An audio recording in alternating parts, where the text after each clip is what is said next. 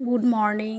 এখন সকালবেলা ঘুম থেকে উঠে মুখ টুক ধুয়ে সমস্ত কাজ করে এসে একটু বসলাম। আর সকালের খাবার করেছি রুটি আর আলু চচ্চড়ি। এখন খাওয়াতে বসেছি। বড় হয়ে গেছে তবুও এখনও সেই খাইয়ে দিতে হয়, আর মুখে সে 1 ঘন্টা ধরে টোবলা করে নিয়ে বসে থাকে। তোমাদের ছেলেমেয়েরা কেউ বসে থাকে ওরকমভাবে?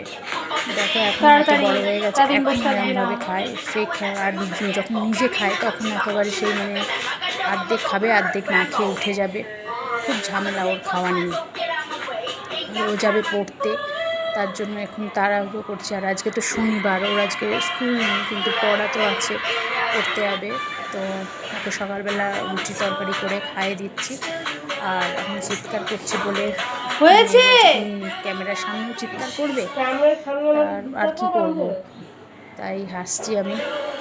তো এখন ও খাবে, খেয়ে তারপর ওকে খাইয়ে দিই, তারপর আমরা খাবো। আর আজকে গরম পড়েছে, প্রচণ্ড গরম পড়েছে, কদিন ধরে এত গরম পড়েছে। আর তারপরে আমাদের এখানে কারেন্টের এত সমস্যা, ঘন ঘন লোডশেডিং হয়ে যাচ্ছে, লো ভোল্টেজ, খুবই সমস্যা।